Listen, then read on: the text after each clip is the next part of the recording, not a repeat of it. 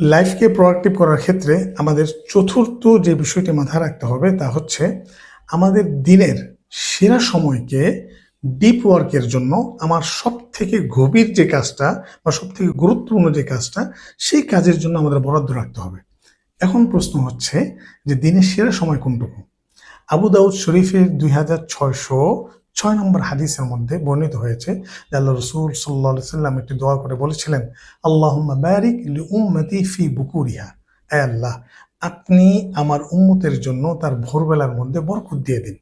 অর্থাৎ আমার আপনার জন্য সব থেকে সেরা সময় হচ্ছে ভোরবেলা, ফজরের পর। এই সময়ের মধ্যে আল্লাহ পাক আমাদের জন্য বরকত বরকত রেখে দিয়েছেন।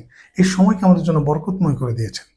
এখন আমি আপনি যদি আমার লাইফকে প্রোডাক্টিভ করতে চাই, তাহলে আমরা আমাদের দিনকে শুরু করতে হবে ফজরের পর থেকে।